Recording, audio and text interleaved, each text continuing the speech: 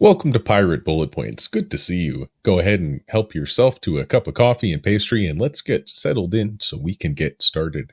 Here's our agenda today. We'll talk about what is World of Sea Battle exactly, how to sail and navigate the different ship types and crew, combat basics, trading and crafting, and round it off with frequently asked questions. Topics for future videos include a full walkthrough of the early portion of the game, PvP tips for arena mode, as well as a breakdown of all the faction and guild mechanics. Matty V here from skillpalace.com. I've got about 100 hours in this game, so I'm ready to talk about what I've learned new and free on Steam. World of Sea Battle is an open world historical naval combat action MMO. It's got crafting, trading, leveling, it's got PvP, PvE. It's really got something for everyone, no matter what your play style is. And it's so much fun shooting huge volleys of cannonballs at enemy ships in this game. I suggest you try it out. It's free to play. Let's take a look at how the game is played. You have 4 speeds: lowest, second, top speed, and reverse. To set sail, press W to lower the sails and gain speed, or S to raise them and slow down or go in reverse. Your acceleration depends on your sail position and wind direction. Keep an eye on the wind indicator.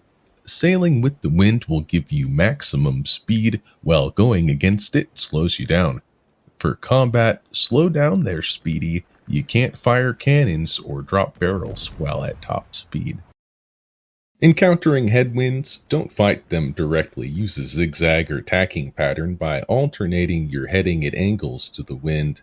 The wind direction moves counterclockwise slowly, so use this information to plan your voyage and avoid long stretches against the wind. Take note of islands or coastlines along the way you can use as cover against enemies. Navigating efficiently can be the difference between quick escape and a slow death. Press M to open your map. You need to sail around to reveal the map as you go. After you visit a port, then you can mouse over it, and on the map at any time you can get information about that port, which guild owns it, what the current prices are, and if you've left any goods in the warehouse there. The mini-map located in the lower corner of your screen displays your current position, nearby ships, islands, and objectives. Use the compass to plot your heading, click on waypoints to set a course, and pay attention to the wind indicator as you sail. Keep checking the minimap between maneuvers for enemy activity. Teal ships are friendly, gold are neutral, and red are enemy player ships. Map awareness keeps you alive during long voyages and heated battles. During high seas PvP, you need to see threats before they see you. PvP behind us, PvP behind us. Let's talk about ship types and crew. Ship types: smaller and quicker, fast ships are ideal for quick strikes and chasing down fleeing enemies. Just remember, speed comes at a cost to durability. Combat ships are your all-arounders. Great firepower and decent stats all around, combat ships are a great choice starting out. The transport line have great cargo capacity and decent speed with diminished combat capabilities compared to the other classes. Heavy ships are the heavy hitters. Massive firepower, thick armor give them staying power in a fight with the trade-off of slower speed. The siege line are specialized ships capable of long-ranged mortar attacks. Great for port battles and sieging forts, these ships are more vulnerable up close. The Imperial line is a bit different. These require unlocking with special tokens. Let's talk about your crew next. 5 types of crew are available to work aboard your ships.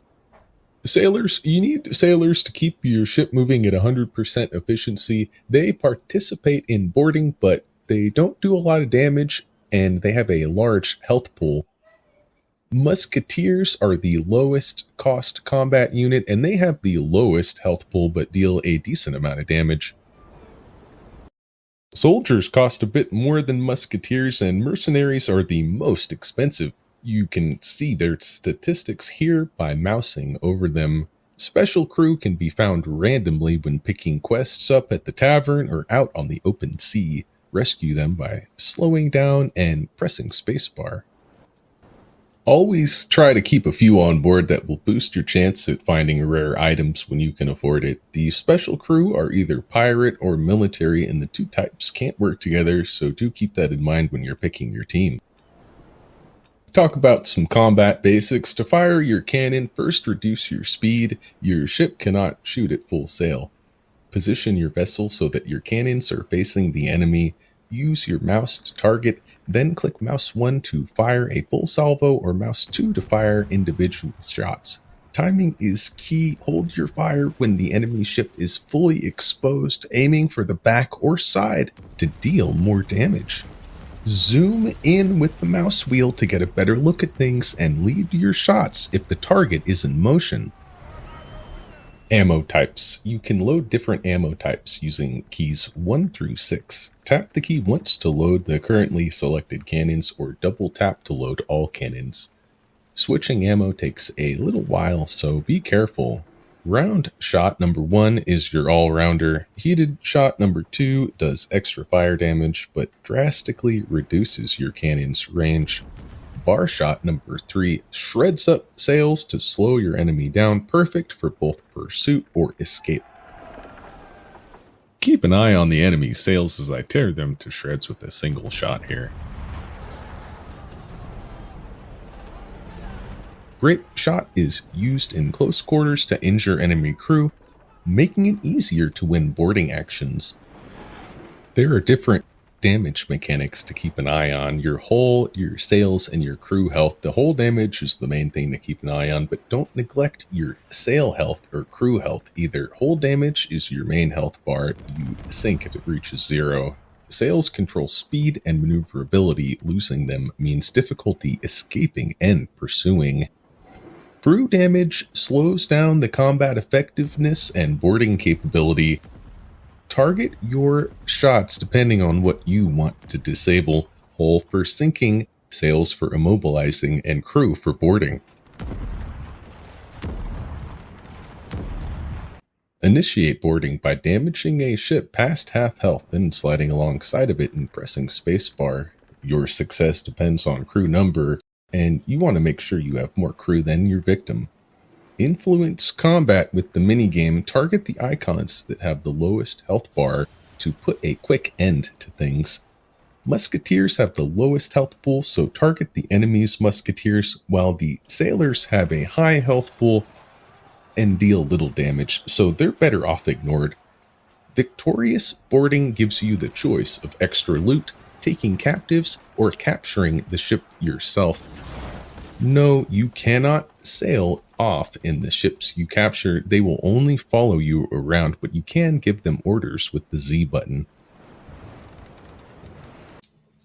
Mastering trading and resource management is key to thriving in World of Sea Battle. The basics of trading start by visiting the port's 2 economic zones, the workshop and the trading house. At the trading house, you can buy and sell basic crafting material. Ports offer these basic resources at a high price and in limited numbers, and some resources like iron can't be bought here at all. You'll have to find it or craft it in the workshop. On the market tab, you can buy and sell items that don't have an in-game use other than trading for profit.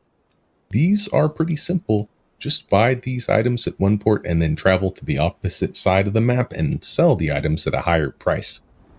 On the auction tab, trade with players such as yourself for a variety of items, ships, weapons, and more. Just use the options here to filter for the deal you're looking for. Use the workshop to craft valuable items and upgrades. Each port can only have one specialized workshop, although 2 are possible much later in the game. Crafting takes crafting time, which regenerates slowly, meaning when your crafting time is up, you won't be able to make anything else for a while. This makes your crafting time a valuable resource and leads to strategic decisions. You can also trade directly with other players on the open sea, so give that a shot when you meet them. Next up is frequently asked questions, but before that, a word of advice: don't get distracted with all of these different mechanics when you're playing. Set your goal and complete it. Important mechanics don't unlock until you level up, so just go through the early game grind with gusto. The game is a long haul, and it does reward patience and determination.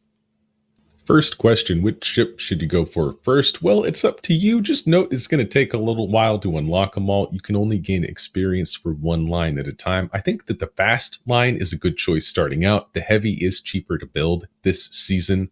There's really no bad choice. How do you make some money? A standard but time-consuming way is just buying rugs from the Arabian Peninsula and selling them off in other parts of the map. Rugs have a great weight to value ratio. You can also run trade routes as well as combined with the delivery missions you get in the tavern at any port. Trade routes you can find in the marketplace in port. Other ideas for new players who need quick money is crafting and selling provisions for $200 each in the auction house. Provisions can be crafted quickly and cheaply, and these are always needed by other players, so you might be able to make quick money doing that. The question of where to place the island. The private island is a powerhouse because when you upgrade the mission area of the private island, you can send your missionaries out to pick up your ore, your wood, your materials from your mines and your factories, as long as they're within 7,000 meters. When you go to the map, you could use the control button to measure distance, so just make sure that your house isn't too far away from the resources that you want to pick. If you chose a place that isn't quite close enough, though, you can upgrade the distance by just coming down here, clicking the button down here, and then there's an option for upgrading the distance a little bit. Where do you get captives? Captives can be acquired a couple different ways. You can get them from the ferryman ship that appears in different areas on the map. You can find the ferryman usually on the north side of the map or on the south side between San Cristi and San Martinez. My favorite method for getting captives is with the skill called slave holding. This unlocks at level 15, and when you're boarding ships, you get captives for free.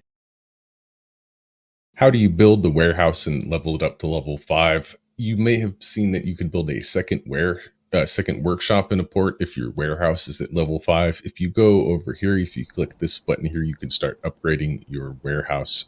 It's going to be expensive to level it up to level 5, but if you have crew members that are increasing your chance of finding nice items, you might get lucky and find the insurance item. The insurance item, will let you upgrade your warehouse to level 5 for free. How do you become more effective in combat and increase your survivability? Always have consumables, wooden patches, iron patches, small or large sails, and something else like rum rations at least. These will go a long way to keeping you afloat in battle. Also, make sure you have the best cannons you can afford on your ship at all times. One great way of getting new cannons is turning in your pirate tokens at the trader at any of the 4 pirate ports on the map. That's how you get these cannons that say, cannot be crafted. Buy them with pirate tokens. Where do you get iron? Iron can be a bottleneck for many starting out. There are great ways to get iron. My favorite is to collect volcanic ore from the diggies, the shovel icon, and then take some coal and smelt it in the workshop on the smelting tab. This will give you a lot of iron in the early game. It's really easy to get that way. Another favorite is sinking merchant ships that are near iron mines. Speaking of iron mines, you can always build mines and collect iron that way as well. Iron ore is super heavy, so I do like sending the mission to pick it up for me and bringing it to the private island. Last question is about mooring fees. Mooring fees can be really annoying, but there's actually a great way to avoid them. All you got to do is pick up any transport quest in the tavern, pick up any transport rumor, go to the quest giver, accept the quest, and while the quest is active, you will pay no mooring fees at any port.